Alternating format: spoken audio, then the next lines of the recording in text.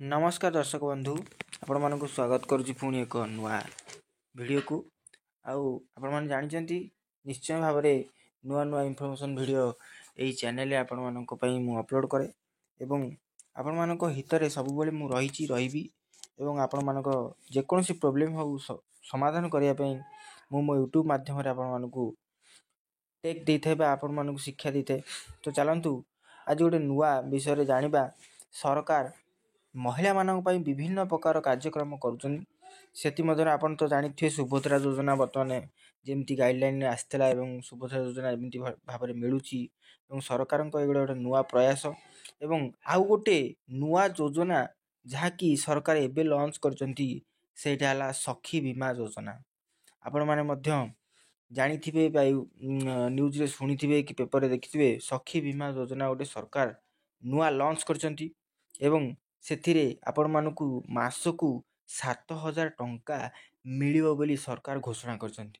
या लॉन्च हो जायछि एवं केमिति अप्लाई करिवे तार क्राइटेरिया कोन रहउची आपण माने चलंतु आगु को मु देखुची मो वीडियो को शेष पर्यंत देखंतु एवं कोठु देखुचंती आपण माने मते निश्चय भाबरे कमेंट करंतु। नुआ आस्तले मो चैनल को सब्सक्राइब करी बेल आइकन ऑन करंतु आ लाइक शेयर कमेंट करिया को भूलिबे नै। तो चलंतु वीडियो टी आरंभ करिया।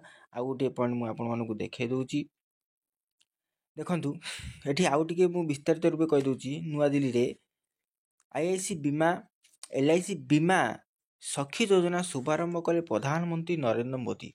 एही योजना अधीन रे चयन होइतबा 10म पास महिला को मासिक 7,000 टंका दरमा सहित मिलिबो कमिशन। एथि सहित सेमानकु 3 वर्ष पर्यंत दिया जिवो बीमा एजेंट तालिका। तो आपण मानक मन रे प्रश्न थिबो जे 3 वर्ष पर्यंत तो दिया जिवो एजेंट बर्तन ता परवर्ती समय कौन हम। तो चलतु मु संपूर्ण वीडियोटी आपण मानकु कहि रखुची तार क्राइटेरिया केउ माने अप्लाई करिवे केउ माने योग्य हिताधिकारी बा जो माने पाइबे ए माने आपन को से केमिति तालीम देबे को जगह रे आपन को तालीम देबे केमिति अप्लाई करिवे केमिति एई टंकाटी पाइबे आपण मानकु मासिक दरमा से 7,000 टंका केमिति मिलियो। चलंतु संपूर्ण भाबे वीडियोटी को देखिबा।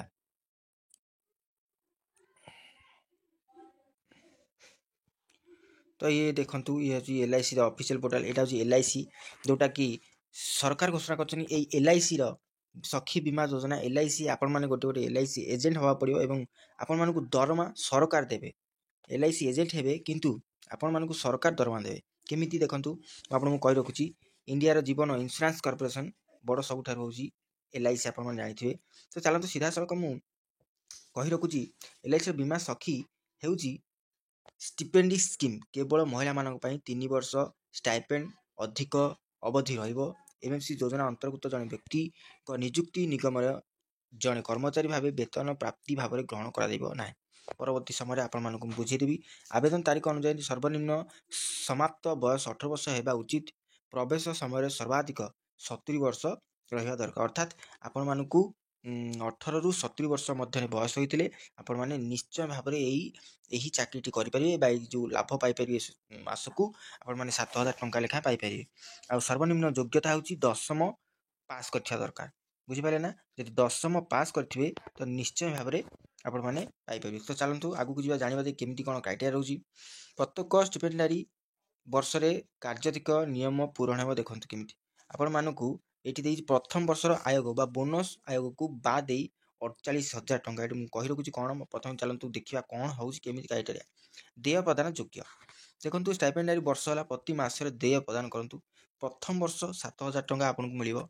से कहि 3 वर्ष देबे बुझिया दरकार। आपन टी वीडियो टी को स्किप करंतु नै शेष पर्यंत देखंतु संपूर्ण तथ्य देबी संपूर्ण भाबरे कहबे आपन केमिति करिवे केमिति पाइबे ता परवर्ती समय केमिति हबो आपन मान टी धैर्य धरि रहंतु। संपूर्ण तथ्यटी एठी होची कोन ना देखंतु एठी आपण मानकु से कहया को चाहूची जे प्रथम वर्ष आपण मानकु 7,000 टंका दबो। एटा प्रथम वर्ष तापर द्वितीय वर्ष रे आपण मानकु दबो 6,000। प्रथम स्टाइपेंडारी वर्ष शेष होइतो अति कम 45% 65% नीति अनुसार द्वितीय स्टाइपेंडारी वर्ष संपृक्त मास रे शेष सुधा अर्थात आपण माने गोटे वर्ष सरीबो तो आउटा वर्ष रे आपण मानकु 6,000 टंका आरंभ हो। तृतीय मास रे 0 द्वितीय स्टाइपेंडारी वर्ष प्रथम समाप्त হয়তো অতিକমে 65% নীতি অনুযায়ী তৃতীয় ଷ୍ଟାଇପେଣ୍ଡାରୀ ବର୍ଷର ସମ୍ପୃକ୍ତ ମାସ ସହିତ ବଳବତ୍ତର ଏଠି 5,000 ରହିବା କଥା, ଏଠି ଭୁଲ ହେଇଯାଇଛି, ଏଇଟା ଆକ୍ଚୁଆଲି 5,000, ବୁଝିପାରିଲେ ନା? ଏଇଟା ଆକ୍ଚୁଆଲି 5,000, ଏଇଟା ଭୁଲ ରହିଯାଇଛି, ଏଇଟା 5,000। ଆପଣଙ୍କୁ ପ୍ରଥମ ବର୍ଷ ରହିବ 7,000, ଦ୍ୱିତୀୟ ବର୍ଷ ରହିବ, ପ୍ରଥମ ବର୍ଷ ରହିବ 7,000, ଦ୍ୱିତୀୟ ବର୍ଷ ରହିବ 6,000 ଏବଂ ତୃତୀୟ ବର୍ଷ ରହିବ 5,000। ଯେହେତୁ ଏଇଟା ମୋର ଓଡ଼ିଆରେ ଦେଖାଉଛି, ଦେଖନ୍ତୁ ମୁଁ ଇଂଲିଶ କରିନେଉଛି ଆପଣମାନେ ଜାଣିପାରିବେ। ତ ବର୍ତ୍ତମାନ ଦେଖିପାରୁଥିବେ ଏଇଠି 5,000 ମୁଁ କହୁଥିଲି, ଏଇଟା ଭୁଲରେ ମୋର ଓଡ଼ିଆରେ ଯେତେବେଳେ ଥିଲା ସେଇଟା ଆସିନଥିଲା, ତ ସେଥିପାଇଁ ମୁଁ ଆପଣଙ୍କୁ ଓଡ଼ିଆରେ ଦେଖାଉଛି, କାରଣ ଇଂଲିଶ ସମସ୍ତେ ବୁଝିପାରୁଥିବେ ନ ପାରୁଥିବେ, ତ ସେଥିପାଇଁ ମୁଁ ଓଡ଼ିଆରେ ବୁଝେଇ ଦେଉଛି। ତ ଦେଖିପାରିଲେ ନା, ଏଇଟା 5,000, ତୃତୀୟ ବର୍ଷ ଆପଣମାନଙ୍କୁ 5,000 ଟଙ୍କା ମିଳିବ। ତ ଜାଣିପାରିଲେ ତୃତୀୟ ବର୍ଷ ହେଉଛି 5,000 ଟଙ୍କା, ଏବେ ଆସିଗଲା, ମୁଁ ଅପଡେଟ୍ କଲା ପରେ ଆସିଗଲା, ଯେଉଁଟାକି 5,000 ଟଙ୍କା ଏଠି ଦେଖନ୍ତୁ ସମ୍ପୂର୍ଣ୍ଣ ରୂପେ ମୁଁ ଦେଖାଇ ଦେଉଛି, ଏଇଟା ହେଉଛି 5,000 ନା ନାହିଁ, ଜାଣିପାରିଲେ ନା? ତ ପରବର୍ତ୍ତୀ ସମୟରେ କ'ଣ ହେଉଛି ଆପଣମାନଙ୍କୁ ମୁଁ ବୁଝେଇ ଦେଉଛି ଯେ ତାର ଡକୁମେଣ୍ଟଟି କ'ଣ ଦରକାର ହେବ। ତ ବିଦ୍ୟମାନ ଏଜେଣ୍ଟ କିମ୍ବା କର୍ମଚାରୀ ସମ୍ପର୍କୀୟ MCA ଭାବରେ ନିଯୁକ୍ତି ପାଇବାକୁ ଯୋଗ୍ୟ ହେବେ ନାହିଁ। ସମ୍ପର୍କୀୟମାନେ ନିମ୍ନଲିଖିତ ପରିବାରକୁ ସଦସ୍ୟଙ୍କୁ ଅନ୍ତର୍ଭୁକ୍ତ କରିବେ ଯଥା, ଯଦି ନିଜେ ଆଗରୁ ଥିବେ, ଆଗରୁ ଯଦି LICରେ ଚାକିରି କରିଥିବେ ତ ସେମାନେ ହେଇପାରିବେ ନାହିଁ। ସେଥିପାଇଁ ସେ କହୁଛି ଯେ ନିଜର ସମ୍ପର୍କୀୟ ପିତାମାତା କିମ୍ବା ଭାଇ ଭଉଣୀ ପତ୍ନୀ ପୋଷ୍ୟ ତଥା ସାବ ସନ୍ତାନ ନିର୍ଭରଶୀଳ କି ନୁହେଁ, ପିତାମାତା ଭାଇ ଭଉଣୀ ତୁରନ୍ତ ଶାଶୁକୁ ଅନ୍ତର୍ଭୁକ୍ତ କରିବେ। ତ ଇଏ ଗଲା ଗୋଟା ପଏଣ୍ଟ। ଦ୍ୱିତୀୟ ପଏଣ୍ଟ, ନିଗମର ଜଣେ ଅବସରପ୍ରାପ୍ତ କର୍ମଚାରୀ କିମ୍ବା ପୁନଃ ଆପ୍ ନିଯୁକ୍ତି ଚାହୁଁଥିବା ଜଣେ ଏକ୍ସ ଏଜେଣ୍ଟ MCA ଯୋଜନା ଅଧୀନରେ ଏଜେନ୍ସି ଦିଆଯିବ ନାହିଁ। MCA ଏଥିରେ ଏଇଟାକୁ MCA ବୋଲି କୁହାଯାଉଛି, ଯୋଜନା ନା MCA। ତ ଏଇଟାକୁ ଦିଆଯିବ ନାହିଁ, ଯେଉଁମାନେ ଆଗରୁ ଥିବେ ସେମାନଙ୍କୁ ଦିଆଯିବ ନାହିଁ। ଠିକ ଗଲା। ସର୍ବଶେଷରେ ତାପରେ ରହୁଛି ଡକୁମେଣ୍ଟରେ କ'ଣ, ସର୍ବଶେଷ ପାସପୋର୍ଟ ସାଇଜ ଫଟୋଗ୍ରାଫ ଆବେଦନ ଫର୍ମ ସହିତ ଅପଲୋଡ଼ ହେବା ଉଚିତ। ନିମ୍ନରେ ଦଲିଲ ଗୁଡ଼ିକ ଆବେଦନ ଫର୍ମ ସହିତ ସଂଲଗ୍ନ ହେବା ଉଚିତ। ପ୍ରଥମ କ'ଣ ରହୁଛି ମୁଁ କହି ରଖୁଛି। ପ୍ରଥମ ହେଉଛି ବୟସ ପ୍ରମାଣର ଆତ୍ମ ପ୍ରମାଣିତ କପି, ଅର୍ଥାତ୍ ଆତ୍ମ ପ୍ରମାଣିତ କପି ମାନେ କ'ଣ ନା, ଆପଣମାନେ ସେଲ୍ଫ ଆଟେଷ୍ଟେଡ୍ ବା ନିଜେ ଦସ୍ତଖତ ମାରି ଦେବେ। ଠିକଣା ପ୍ରମାଣର ଆତ୍ମ ପ୍ରମାଣ, ଯେମିତି ଆପଣଙ୍କର ଆଧାର ସହିତ ଦସ୍ତଖତ ହେବା ଦରକାର, ଶିକ୍ଷାଗତ ଯୋଗ୍ୟତା ପ୍ରମାଣପତ୍ର, ତା ତଳେ ନିଜର ଦସ୍ତଖତ, ଏଇ ତିନୋଟି ଦରକାର। ବୟସ, ଗୋଟା ହେଉଛି ବୟସ ପ୍ରମାଣପତ୍ର, ଠିକଣା ପ୍ରମାଣପତ୍ର, ଆଉ ଗୋଟେ ହେଉଛି ଶିକ୍ଷାଗତ ପ୍ରମାଣପତ୍ର, ଏଇ ତିନୋଟି ଦରକାର। ପ୍ରଦାନ କରାଯାଇଥିବା ସୂଚନା ଅସମ୍ପୂର୍ଣ୍ଣ ହେଲେ ଆବେଦନ ପ୍ରତ୍ୟାଖ୍ୟାନ ହେବ। ତ ଆପଣମାନଙ୍କୁ ଏଇ ଡକୁମେଣ୍ଟ ଗୁଡ଼ିକ ନେଇକି ଆପଣମାନେ ନିଜେ ଆପ୍ଲାଏ କରିବାକୁ ପଡ଼ିବ। ଏବଂ ଆପ୍ଲାଏ କେମିତି ହେଉଛି ମୁଁ ଯଦି ଭିଡ଼ିଓରେ ବତେଇଦେବି ତ ଭିଡ଼ିଓଟି ବହୁତ ଲମ୍ବା ହେଇଯିବ। ଆଉ ହଁ କହି ରଖୁଛି, ଏଇ ଯେଉଁ ଟଙ୍କାଟି ଆପଣମାନେ ଦେଖୁଥିବେ, ଏଇଟା ଆପଣମାନଙ୍କର ବୋନସ୍ କ'ଣ ପୁଣି ଭାବିବେ, ବୋନସ୍ ହେଉଛି ଯେତେବେଳେ ଆପଣମାନେ ଯଦି ଏଇ LICରେ କାହାକୁ ଅନ୍ତର୍ଭୁକ୍ତ କରାଉଛନ୍ତି, ତ ଆପଣମାନଙ୍କର ସେ କହିବା କଥା ଯେ ମାସକୁ 2ଟି, ବର୍ଷକୁ 24ଟି, ଯଦି 24ଟି ଆପଣମାନେ କରୁଛନ୍ତି ତ ଆପଣମାନଙ୍କୁ ପ୍ରଥମ ବର୍ଷରେ ଇନସେଣ୍ଟିଭ ମିଳିବ, ବୋନସ୍ ମିଳିବ 48,000। ଅର୍ଥାତ୍ ଆମର 7,000 ଟଙ୍କା ଲେଖା 12 ମାସକୁ 12,84,000 ପ୍ଲସ୍ 48,000, ବୁଝିପାରିଲେ ନା? 12 ମାସ ଗୁଣନ 7,000 ଇକ୍ୱାଲ୍ ହେଲା 84,000। ଆପଣମାନେ ଜାଣିଥିବେ 84,000 ଆଉ 84,000 ଯୁକ୍ତ ଇଏ 48,000, এই 48,000 ମିଶିଲେ ଆପଣଙ୍କୁ ଟୋଟାଲ୍ ଟଙ୍କାଟି ମିଳିବ, ବୁଝିପାରୁଛନ୍ତି ନା? ତ ଆପଣମାନେ ଭାବନ୍ତୁ, ଆପଣମାନଙ୍କୁ ପ୍ରଥମ ବର୍ଷ ମିଳିବ 12,84, ଦ୍ୱିତୀୟ ବର୍ଷ ମିଳିବ 12,72 ଆଉ ତୃତୀୟ ବର୍ଷ ମିଳିବ 12,60,000। ତ ଏଇଠି ଟୋଟାଲ ଉପରେ ଆପଣମାନଙ୍କୁ କେତେ ହେଇଯାଉଛି ହିସାବ କରନ୍ତୁ।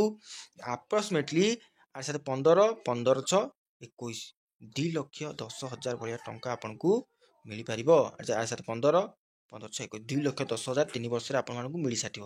ୱିଥ୍ ଏଇଟା ଯେଉଁଟା ଇନସେଣ୍ଟିଭ୍ ଅଛି, ଏହି ଟଙ୍କାଟି ମିଳିପାରିବ। ଆପଣମାନେ ଭାବନ୍ତୁ, ଘରେ ବସି ଯଦି ରୋଜଗାର କରିବାକୁ ଚାହୁଁଛନ୍ତି, ନିଶ୍ଚୟ ଭାବରେ ସରକାରଙ୍କ ଏଇ ଯେଉଁ ଯୋଜନା ଆସିଛି, ଆପଣମାନେ ନିଶ୍ଚୟ ଭାବରେ ପ୍ରୟାସ କରନ୍ତୁ ଏଇଟାକୁ ହାତେଇବା ପାଇଁ। ଆଉ ବହୁତ ବଡ଼ ସୁଯୋଗ, 3 ବର୍ଷ ପରେ ମଧ୍ୟ ଆପଣମାନେ LIC କରିପାରିବେ। ଆପଣମାନଙ୍କର ସମ୍ପର୍କୀୟ ଭାଇ ବନ୍ଧୁ କୁଟୁମ୍ବ ସମସ୍ତେ ଥିବେ, ତ ସେଥିପାଇଁ ଆପଣମାନଙ୍କୁ ସରକାର ସେଲ୍ଫ ଏମ୍ପ୍ଲୟ ହେବାକୁ ଆହ୍ୱାନ କରିଛନ୍ତି।